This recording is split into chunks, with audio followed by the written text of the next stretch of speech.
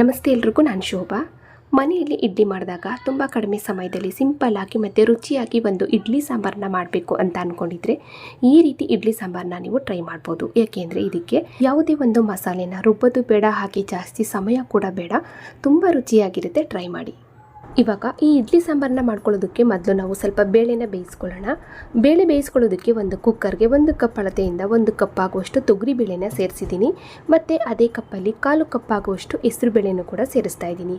ತೊಗರಿಬೇಳೆ ಮತ್ತು ಹೆಸರು ಬೇಳೆ ಎರಡನ್ನೂ ಕೂಡ ಮಿಕ್ಸ್ ಮಾಡಿ ಹಾಕ್ತಾಯಿದ್ದೀನಿ. ಅಥವಾ ನೀವು ಯಾವುದಾದ್ರೂ ಒಂದರಿಂದನಾದರೂ ಮಾಡ್ಬೋದು, ಹೆಸರು ಬೇಳೆಯಿಂದನಾದರೂ ಮಾಡ್ಬೋದು, ಅಥವಾ ಬರೀ ತೊಗರಿಬೇಳೆನ ಉಪಯೋಗಿಸಾದರೂ ಮಾಡ್ಬೋದು. ಇಲ್ಲಿ ನಾನು ಸ್ವಲ್ಪ ಎರಡನ್ನೂ ಮಿಕ್ಸ್ ಮಾಡಿ ಹಾಕ್ತಾಯಿದ್ದೀನಿ. ಇದನ್ನು ನಾವು 1-2 ಬಾರಿ ಚೆನ್ನಾಗಿ ತೊಳ್ಕೊಂಡು ಬೇಳೆ ಬೇಯೋದಕ್ಕೆ ಎಷ್ಟು ನೀರು ಬೇಕೋ ಅಷ್ಟು ನೀರನ್ನು ಹಾಕೋಣ.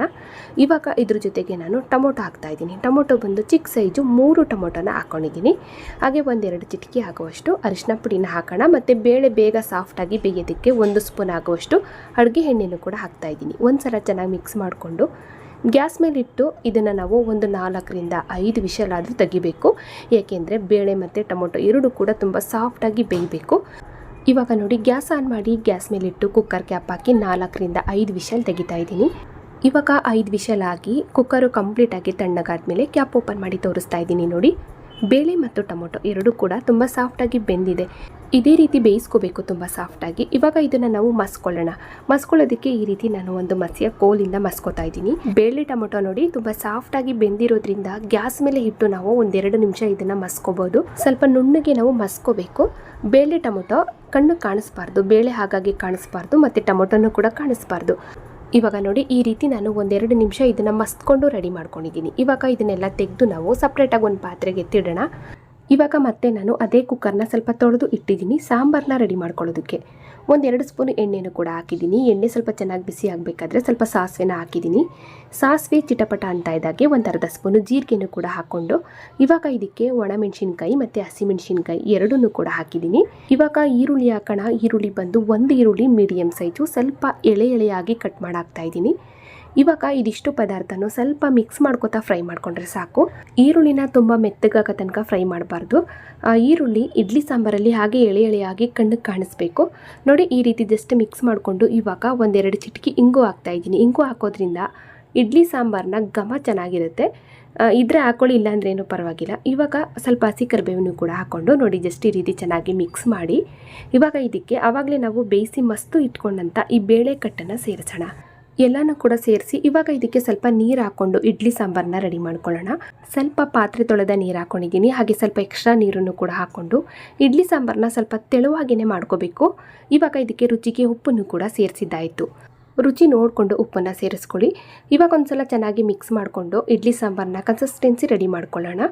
ಇಡ್ಲಿ ಸಾಂಬಾರು ಅಂದರೆ ತೆಳುವಾಗಿಯೇ ಇರಬೇಕು, ಗಟ್ಟಿಯಾಗಿದ್ದರೆ ಅಷ್ಟೊಂದು ಚೆನ್ನಾಗಿರಲ್ಲ. ಇವಾಗ ನೋಡಿ, ನಾನು ಕೂಡ ಸ್ವಲ್ಪ ನೀರು ಸೇರಿಸ್ಕೊಂಡು ಈ ರೀತಿ ಇಡ್ಲಿ ಸಾಂಬಾರನ್ನ ರೆಡಿ ಮಾಡ್ಕೊಂಡಿದ್ದೀನಿ.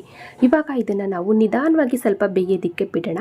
ಅದು ಬೇಯುವಷ್ಟರೊಳಗೆ ನಾವು ಸ್ವಲ್ಪ ಹುಳಿ ನೀರನ್ನು ಸೇರಿಸೋಣ. ಇಲ್ಲಿ ಒಂದು ಚಿಕ್ಕ ನಲ್ಲಿ ಗಾತ್ರ ಹುಣಸೆಹಣ್ಣನ್ನು ಕಿವುಚಿ ರಸ ಮಾಡಿ ಇಟ್ಕೊಂಡಿದ್ದೆ.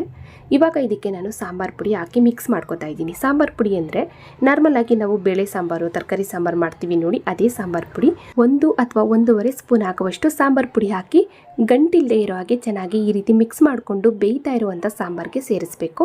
ಇವಾಗ ನೋಡಿ, ಹುಳಿ ನೀರು ಮತ್ತು ಸಾಂಬಾರು ಪುಡಿನ ಈ ರೀತಿ ಮಿಕ್ಸ್ ಮಾಡ್ಕೊಂಡಿದ್ದೀನಿ. ಇವಾಗ ನೋಡಿ, ಸಾಂಬಾರು ಕೂಡ ಇವಾಗ ತಾನೇ ಬೇಯೋದಕ್ಕೆ ಸ್ಟಾರ್ಟ್ ಆಗಿದೆ. ಇವಾಗ ನಾವು ರೆಡಿ ಮಾಡಿ ಇಟ್ಕೊಂಡಂಥ ಹುಳಿ ನೀರು ಮತ್ತು ಸಾಂಬಾರು ಪುಡಿ ಮಿಶ್ರಣನ ಸೇರಿಸೋಣ. ಎಲ್ಲನೂ ಕೂಡ ಹಾಕಿದ್ಮೇಲೆ ಸ್ವಲ್ಪ ನಾವು ಆ ಪಾತ್ರೆ ತೊಳೆದ ನೀರು ಹಾಕ್ಕೊಂಡು ಏನಾದರೂ ಗಟ್ಟಿ ಆಯಿತು ಅಂದರೆ ಸ್ವಲ್ಪ ನೀರು ಹಾಕ್ಕೊಂಡು ಸಾಂಬಾರನ್ನ ರೆಡಿ ಮಾಡ್ಕೊಳ್ಳಿ. ಇವಾಗ ಕೊನೆಯದಾಗಿ ನಾವು ಇಡ್ಲಿ ಸಾಂಬಾರನ್ನ ಎಕ್ಸ್ಟ್ರಾ ಟೇಸ್ಟ್ಗೋಸ್ಕರ ಬೆಲ್ಲ ಹಾಕಬೇಕು. ಇಡ್ಲಿ ಸಾಂಬಾರಿಗೆ ಸ್ವಲ್ಪನಾದರೂ ಬೆಲ್ಲ ಹಾಕಬೇಕು, ರುಚಿ ತುಂಬ ಚೆನ್ನಾಗಿರುತ್ತೆ. ಇವಾಗ ನಾನು ಕೂಡ 1 ಸ್ಪೂನ್ ಆಗುವಷ್ಟು ಬೆಲ್ಲ ಹಾಕ್ಕೊಂಡು ಚೆನ್ನಾಗಿ ಒಂದು ಸಲ ಮಿಕ್ಸ್ ಮಾಡಿಕೊಂಡು 1-2 ಕುದಿ ಇದನ್ನು ಬೇಯೋದಕ್ಕೆ ಬಿಡೋಣ.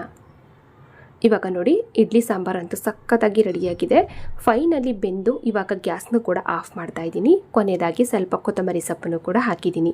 ಇವಾಗ ಚೆನ್ನಾಗಿ ಒಂದ್ಸಲ ಮಿಕ್ಸ್ ಮಾಡ್ಕೋತು ಅಂದರೆ ಸಖತ್ ರುಚಿಯಾಗಿ ಮತ್ತು ತುಂಬ ಸಿಂಪಲ್ ಆದ ಒಂದು ಇಡ್ಲಿ ಸಾಂಬಾರು ರೆಡಿಯಾಗಿ ಹೋಗುತ್ತೆ.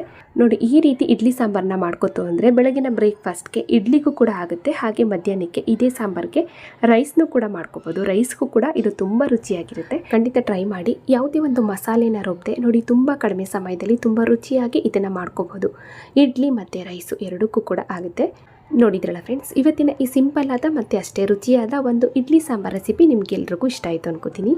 ಇಷ್ಟ ಆದರೆ ಲೈಕ್ ಮಾಡಿ, ಶೇರ್ ಮಾಡಿ. ಹಾಗೆ ಇದೇ ರೀತಿ ಇನ್ನಷ್ಟು ಈಜಿ ರೆಸಿಪಿಗಳಿಗಾಗಿ ನೋಡಿ ತಿಳಿ ಮಾಡಿ ಕಲಿ ಚಾನಲ್ನ ಸಬ್ಸ್ಕ್ರೈಬ್ ಮಾಡ್ಕೊಳ್ಳಿ. ಹಾಗೆ ಬೆಲ್ ಬಟನ್ನು ಕೂಡ ಕ್ಲಿಕ್ ಮಾಡಿ. Thank you.